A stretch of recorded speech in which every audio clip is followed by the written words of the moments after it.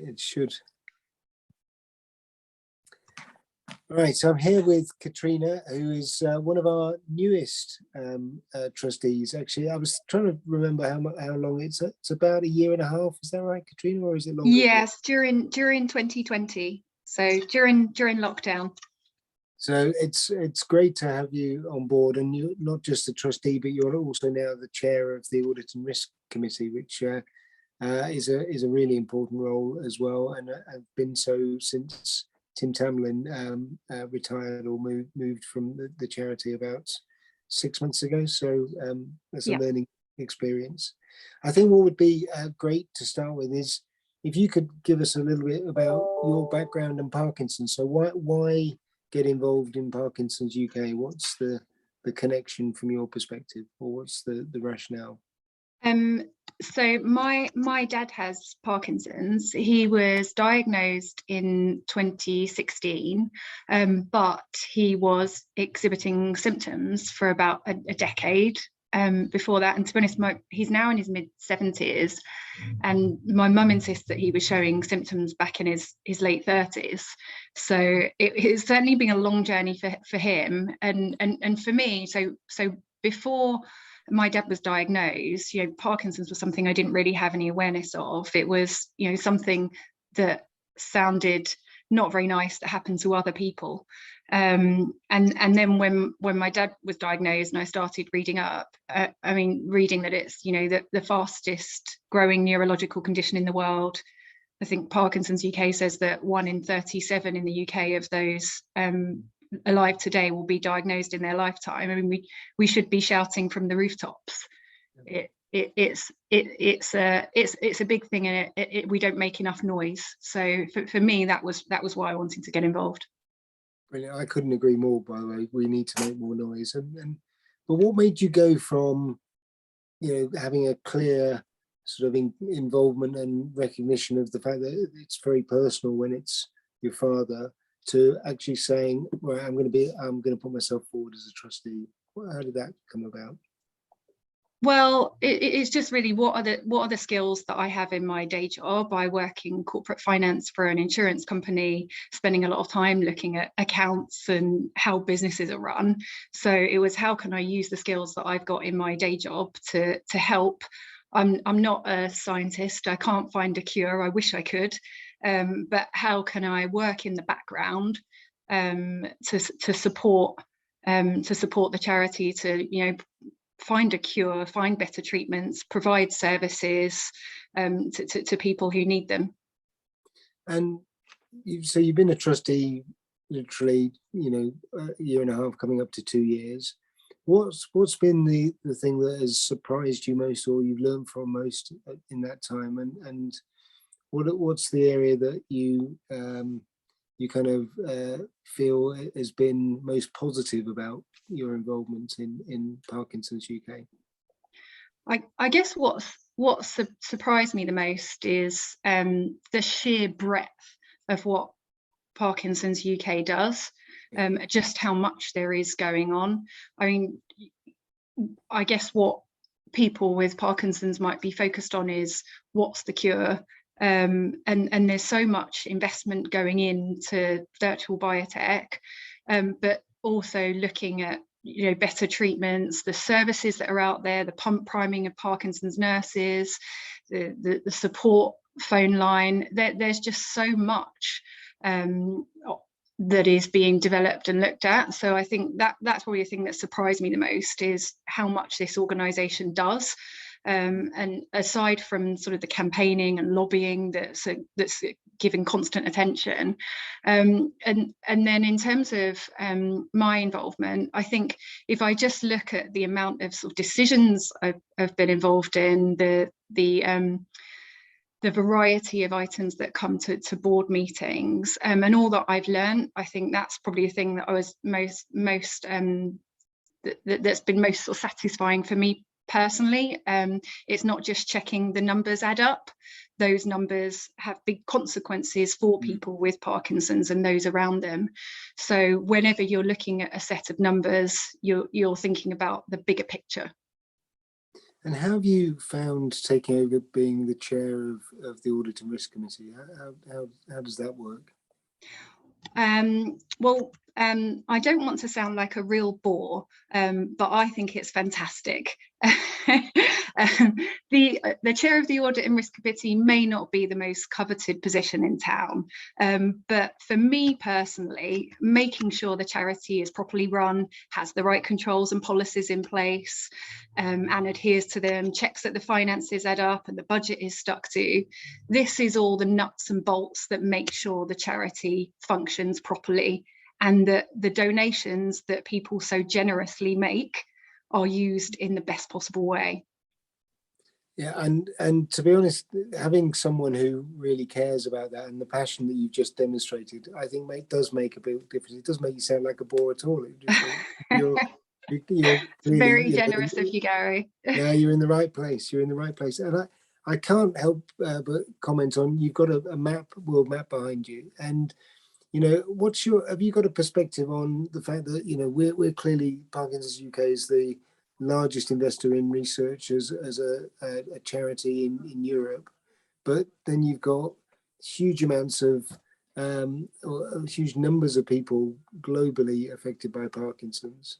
Nearly 10 million people, we believe at the moment. I mean, these are really big numbers, and then all the people who live with people who have Parkinson's as well, or care for them. Do you have a view on, has it surprised you about how kind of country specific the way that Parkinson's seems to be treated and considered? Has that surprised you? I don't think it surprises me, because I think that the world is changing very fast. We've only been connected through sort of social media, internet over the last 20, 30 years. I know that sounds a long time, but we're getting more connected as sort of a UK and global population every day. I think I'd be surprised if that was still the case in 10 years' time, but I think this is the time now to join with charities across the globe to make sure that sort of everyone unites together that is in some way connected to Parkinson's. So I think not necessarily surprised to date, but I think this is the moment now that change needs to happen. Brilliant. And if you look at change and what could happen, just cast your eyes 3 or 4 years forward rather than 10 years forward. What would success be for you as a trustee and in terms of what you'd expect from Parkinson's UK over the next 3 or 4 years? Do you mean in terms of that sort of global voice, or do you mean just more broadly what would success look like from the charity? More broadly.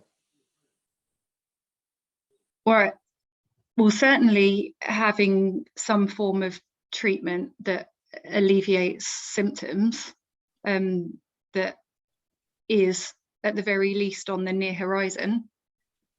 But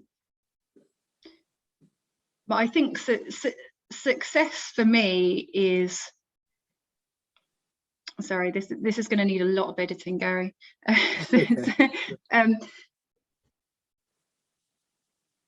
Success for me would be having a real momentum and awareness in the population, both in the UK and more broadly, energy behind the fact that this is a priority. The idea in 3 or 4 years that Parkinson's doesn't exist is a very difficult challenge, and something that I wish could be done. But if we're not there yet, then we should have a real energy and momentum jointly, and a broader strategy that extends beyond the UK of what are we going to do. It needs to be far higher up the priority list. Yeah. And Parkinson's UK and other charities need to be leading the march. I certainly agree with that. So let me ask you a couple of questions that get people to see the real Katrina Green. So you've got a dinner party this weekend. Yeah. And you can invite 2 people, and the 2 people can be people who characters from the past or present. But I'd like to understand, who would you invite and why? And they can be anyone. Okay, I think I would invite Mr. Putin and Mr. Zelensky. Oh gosh, if you get those two around the table at the moment, that would be... Well, one of them may sit quite far down one end, yeah. at least. But it would be nice to see an end to the war in Ukraine. So it'd be good to get them around the table. If you want a more jovial answer, then perhaps Barack Obama.